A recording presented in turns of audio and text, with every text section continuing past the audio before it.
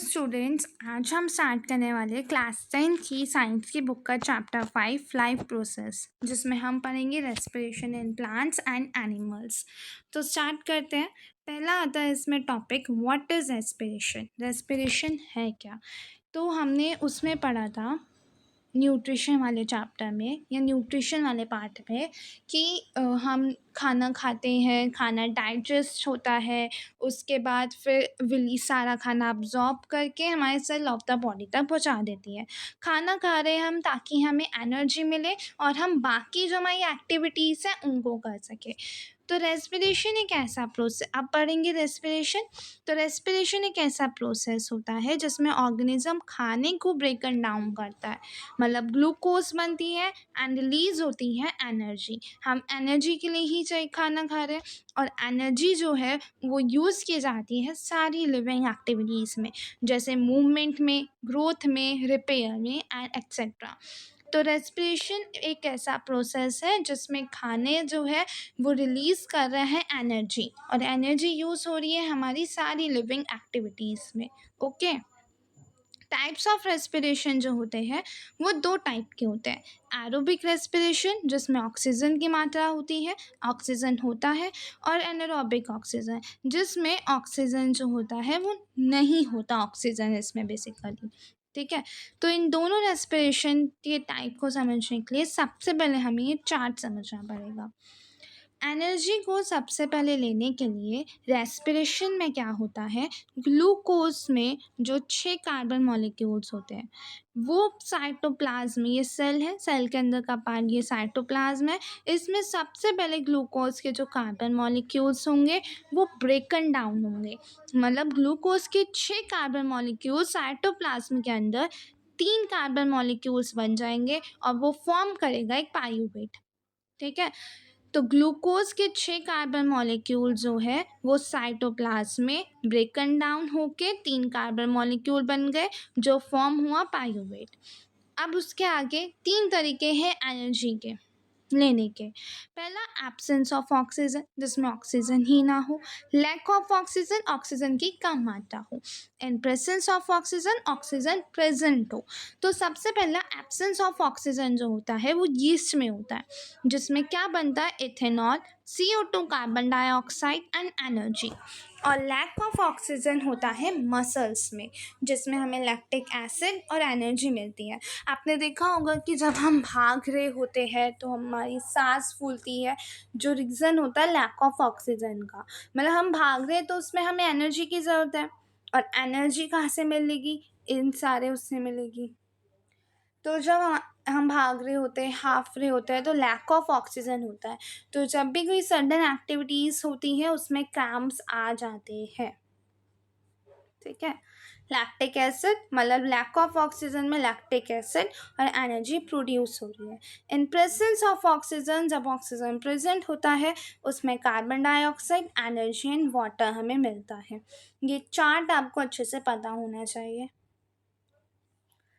आगे तो types of respiration अभी हमने पढ़ा। एब्सेंस ऑफ ऑक्सीजन ये होता है एनारोबिक। ओके। ये है एक एनारोबिक रेस्पिरेशन, और प्रेजेंस ऑफ ऑक्सीजन है एरोबिक रेस्पिरेशन। ओके। तो एरोबिक रेस्पिरेशन जिसमें ऑक्सीजन है ये ज़्यादातर प्लांट्स एंड एनिमल्स में ही होते हैं। इसमें ग्लूकोज ब्रेकन डाउन हो जाता है completely in the presence of oxygen, and इसमें ज़्यादा एटीपी होती है एनर्जी की करेंसी। ठीक है। तो इसमें ज़्यादा एटीपी की मात्रा या एनर्जी प्रोड्यूस होता है। इसकी इक्वेशन है ये, ग्लूकोज से 6H12O6, इसमें ऑक्सीजन के साथ मिलेगा तो हमें carbon dioxide, water and energy मिलती है। ये है एरोबिक रेस्पिरेशन। एनारोबिक रेस्पिरेशन होता है जिसमें विदाउट ऑक्सीजन हो, ऑक्सीजन हो ही ना। ठीक है। अब विदाउट ऑक्सीजन कहाँ पे टेक प्लेस लेता है, यीस्ट में। ये होता है यीस्ट में, एनारोबिक रेस्पिरेशन होता है यीस्ट में। इसमें ये ज़्यादातर बैक्टीरियाज में होता है during heavy exercise, and glucose इसमें पार्शली ब्रेकन डाउन होगा। तो इसमें जो है ग्लूकोज ब्रेकन डाउन होता है partially because lack of oxygen. ये यीस्ट में होगा एंड मसल्स में होगा। तो विदाउट ऑक्सीजन हो गया एनारोबिक, जो कि यीस्ट में होगा। यीस्ट में हमें ग्लूकोज जो है, अल्कोहल, CO2, एनर्जी, ये चीज़ें मिलती हैं। एंड मसल्स के अंदर लैक्टिक एसिड और एनर्जी मिलेगी। तो एनारोबिक तो हो गया यीस्ट के अंदर और मसल्स के अंदर। एरोबिक एस्पिरेशन होता है माइटोकॉन्ड्रिया के अंदर। ठीक है, माइटोकॉन्ड्रिया तो पता ही है सबको। Mitochondria is a power house of the cell. वही, तो वहीं पे एरोबिक रेस्पिरेशन होता है। ओके, ये चार्ट मैंने समझा दिया आपको पूरा। अब रेस्पिरेशन और ब्रीथिंग क्या सेम है? नहीं, बिल्कुल नहीं। रेस्पिरेशन एक फिजिकल प्रोसेस है जिसमें हम इनहेलिंग सांस ले रहे हैं और एक्सेल छोड़ रहे हैं। रेस्पिरेशन एक केमिकल प्रोसेस होता है जिसमें खाना अंदर जाके एनर्जी में हमको कन्वर्ट करता है और जो हमारी लिविंग एक्टिविटीज़ करने में हेल्प करता है। ब्रीथिंग क्या है? सांस लेना छोड़ना, बस। रेस्पिरेशन क्या है? फूड से एनर्जी को रिलीज करना और लिविंग एक्टिविटीज़ जो है उनमें हेल्प करना। Energy produced release is stored as ATP and on sign phosphate। ATP जो है, मैंने बताया था कि ATP energy currency of the cell होता है। तो ब्रीथिंग रेस्पिरेशन दोनों अलग है। ओके, ब्रीथिंग फिजिकल प्रोसेस है, रेस्पिरेशन केमिकल प्रोसेस है। मेन ऑर्गन जो रेस्पिरेटरी सिस्टम में मेन ऑर्गन्स है, नोज, वॉइस बॉक्स और वाइंड पाइप आता है, ब्रोंकाई आता है जिन्हें ब्रांच इनटू लंग्स। लंग्स के अंदर ही ब्रांचेस होते हैं, उन्हें ब्रोंकाई कहते हैं। लंग्स जो गैसेस का एक मेन साइट है जहाँ पे गैसेस एक्सचेंज हो रही होती है, एल्वोली। और एयर फ्लोस, अच्छा ये इन्होंने वो बताया सीक्वेंस कि नॉज से इसमें जाएगा, फिर इसमें इस तरह से होता है गैस एक्सचेंजेस। तो बेसिकली मैं आपको इस डायग्राम से समझाती हूँ। ये है नेसल पैसेज जहाँ पर सबसे पहले एयर एंटर करेगी नोज के थ्रू। ओके, फिर आता है ये जिसे हम कहते हैं पैसेज वे, ये वाला। ये हो गया लेरिंग्स जिसे हम कहेंगे वॉइस बॉक्स। उसके बाद ट्रैकिया आता है। फिर यहाँ से जो है पूरी जो हवा है वो लंग्स के अंदर जाएगी। लंग्स के अंदर क्या होगा, इस तरह से ये बने हुए होंगे। ठीक है, ये जो ब्रांचेस निकल रही है ना इस तरह, इन्हें ब्रोंकाई कहेंगे। और ये जो बैलून लाइक स्ट्रक्चर होंगे उन्हें एल्वोली कहेंगे। मतलब लंग्स एक मेन साइट होता है जहाँ पे गैसेस एक्सचेंज हो रही है, और एल्वोली जो है उन ऑक्सीजन को या कार्बन डाइऑक्साइड को बाहर निकालता है और ऑक्सीजन को हमारे अंदर लेके। तो इस बैलून लाइक स्ट्रक्चर ये जो होता है इसे एल्वोली कहते हैं। एल्वोली पे गैसेस जो है बाहर जाएंगी जो हमारे को यूज़ नहीं है, और जो यूज़ की होती है उसे अंदर रखते हैं। तो ये पूरा आपको पता होना चाहिए डायग्राम अच्छे से, वो भी। ओके, तो मेन जो बेसिकली साइट है गैसेस को एक्सचेंज करने की वो लंग्स है। और लंग्स के अंदर भी जो गैसेस को बाहर निकालती है, अंदर रखती है, वो होती है एल्वोली। एल्वोली वही जो एक बैलून लाइक स्ट्रक्चर दिखाया था, ये एल्वोली, ये एक मेन रीज़न है यहाँ पर लंग्स के अंदर भी। तो विद इन द लंग्स जो पैसेज होता है वो डिवाइड होता है स्मॉलर एंड स्मॉलर ट्यूब्स में।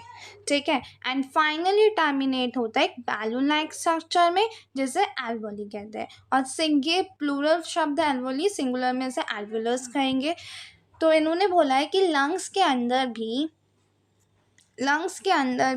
ये देखो, ये आ गया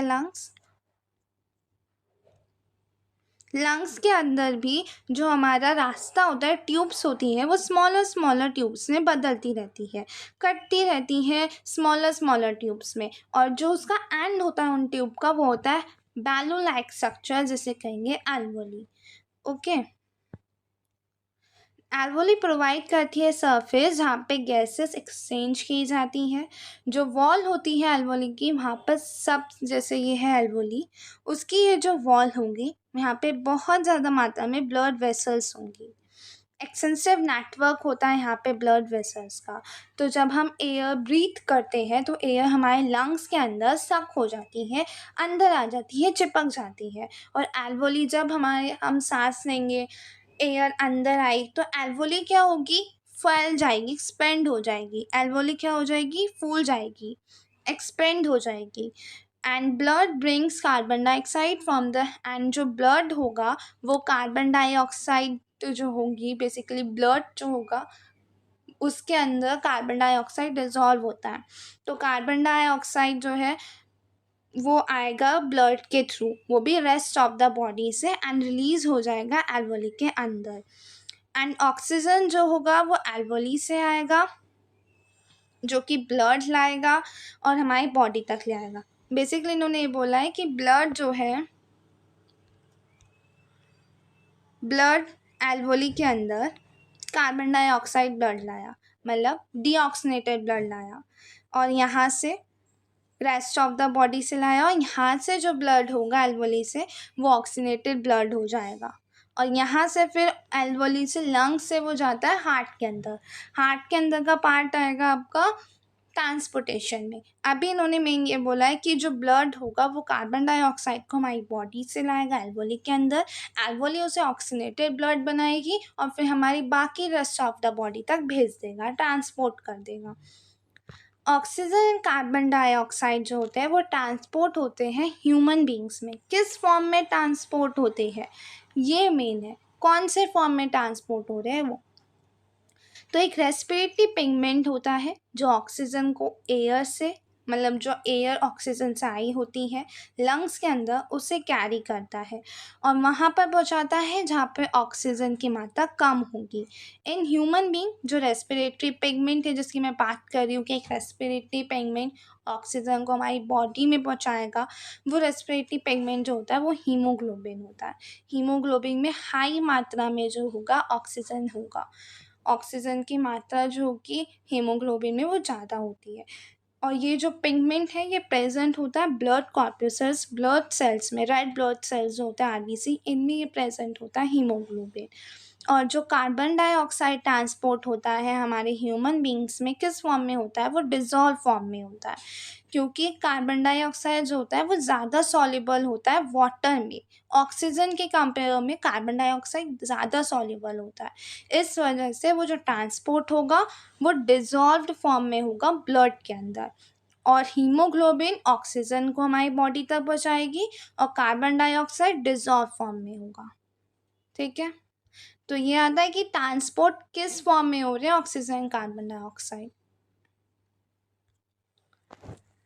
तो अभी तक हमने पढ़ा कि ये चार्ट समझा, सब एनर्जी हमें कहाँ से मिल रही है, ग्लूकोज साइटोप्लाज्म में कन्वर्ट हो रहा है 3 कार्बन मॉलिक्यूल्स, और फिर एब्सेंस ऑफ ऑक्सीजन यीस्ट में हो रहा है, लैक ऑफ ऑक्सीजन मसल्स में हो रहा है, प्रेजेंस ऑफ ऑक्सीजन माइटोकॉन्ड्रिया में हो रहा है, जहाँ से हमें ये सारी चीज़ें मिल रही हैं।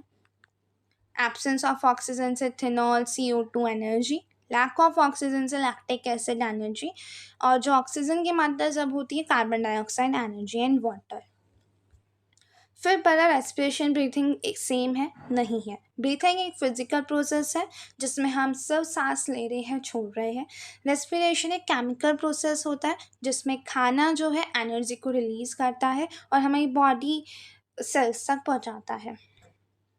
फिर पढ़ा मेन ऑर्गन जो रेस्पिरेटरी सिस्टम में इन्वॉल्व होते हैं, नोज एक पैसेज वे, नोज हमारी जैसे हम सांस ले रहे हैं, पैसेज वे, वॉइस बॉक्स, उसके बाद हमारा लंग्स आ जाता है, लंग्स के अंदर ब्रोंकाई, एल्वोली, एल्वोली एक मेन साइट होता है जहाँ पे गैसेस एक्सचेंज हो रही होती है। तो जब हम सांस लेते हैं एयर फंस जाएगी लंग्स के अंदर और वो फिल कर देगी एल्वोली को।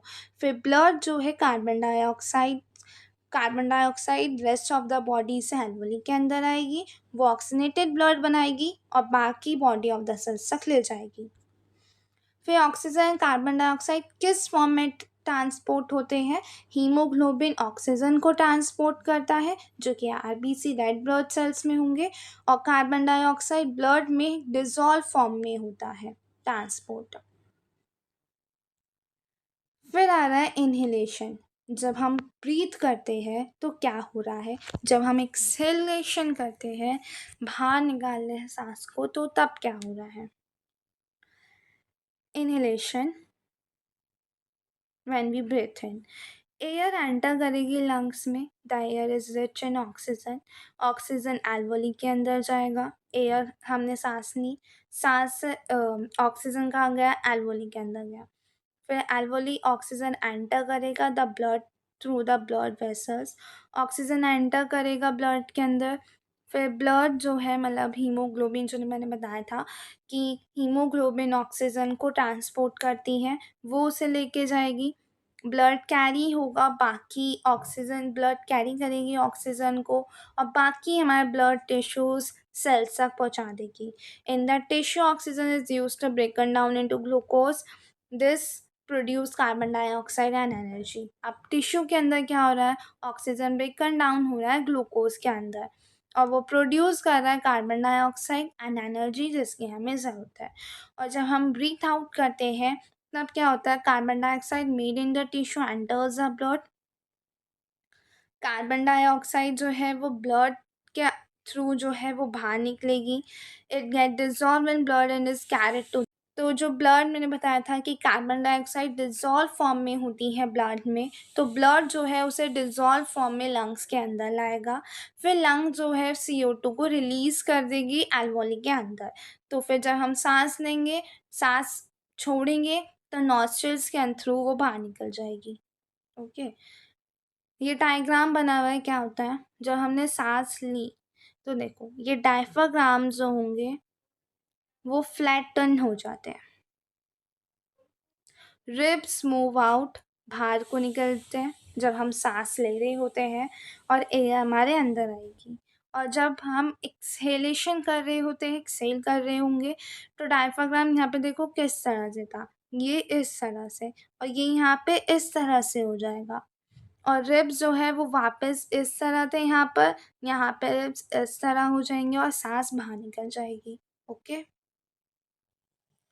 रेस्पिरेशन इन प्लांट्स हमने पढ़ा ही था कि प्लांट जो है वो ब्रीथ करते हैं जैसे एनिमल्स कर रहे हैं, जैसे हमने प्लांट्स में पढ़ा था कि प्लांट जो है ऑक्सीजन छोड़ रहा है, कार्बन डाइऑक्साइड ले रहा है, किसके थ्रू ले रहा है, स्टोमेटा के through.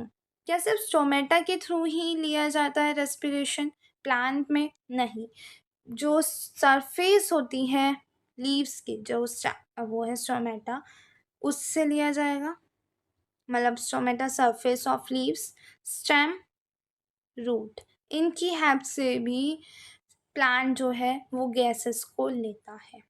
How do plants take oxygen and release carbon dioxide, तो स्टोमेटा की हेल्प से ही जो प्लांट है वो लेंगे ऑक्सीजन को, और उसे कार्बन डाइऑक्साइड को लेंगे और ऑक्सीजन को एक्सेल करेंगे स्टोमेटा के थ्रू।